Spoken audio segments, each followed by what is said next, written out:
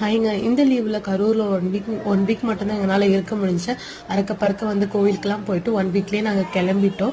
June 2 ஸ்கூலுங்கிறனால சீக்கிரம் வந்துட்டோம். பார்த்தா ட்ரெயினில் இருக்கும் போது மெசேஜ் வருது ஜூன் 4 தான் ஸ்கூலுன்னு சொல்லிட்டு. ஓகே, ஒன்றும் பிரச்சனை இல்லை, கிளம்பி வந்தாச்சு. ஓகே, ரிலாக்ஸாக நம்மளும் ஸ்கூலுக்கு எல்லாமே இது பண்ணிக்கலாம்னு வந்துட்டோம். அன்றைக்கி ட்ரெயினுமே பார்த்தீங்கன்னா ஒரு 2 ஹவர்ஸ் பக்கம் லேட்டு தான் வந்ததே. சரி, நெக்ஸ்ட் டே சண்டே மார்னிங் இது.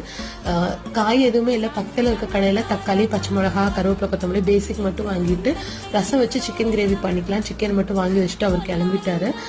சிக்கன் கிரேவிக்கு வந்து பேசிக்கான இதுதான் வச்சு நான் இன்னைக்கு சேர்ப்பேன். அந்த ரெசிபி உங்களுக்கு ஷேர் பண்ணுறேன். 3 துண்டு பட்டை, 3 கிராம்பு, ஒரு கொஞ்சமாக சோம்பு, 2 பெரிய சைஸ் வெங்காயம், 2 ஸ்பூன் அளவுக்கு வந்து இஞ்சி பூண்டு பேஸ்ட் நல்லா மிக்சியில் அரைச்சி எடுத்துக்கோங்க. அரைச்ச விட எண்ணெயில் பச்சை வாசனை போடுற அளவுக்கு வதக்கி விட்டுடுங்க. கூடவே தக்காளி, சிக்கனை வந்து நான் தனியாக வேக வச்சு எடுத்துருந்தேன். அதை வந்து வேக வச்ச தண்ணியோட சேர்த்துக்கோங்க. குழம்பு மிளகாய்த்தூள் 2 டீஸ்பூன், மிளகாய்த்தூள் 2 டேபிள் ஸ்பூன், சிக்கன் மசாலா 2 சேர்த்து கொதிக்க விட்டு நல்லா கிரேவி பதத்துக்கு எடுத்திங்கன்னா சூப்பராக இருக்கும்.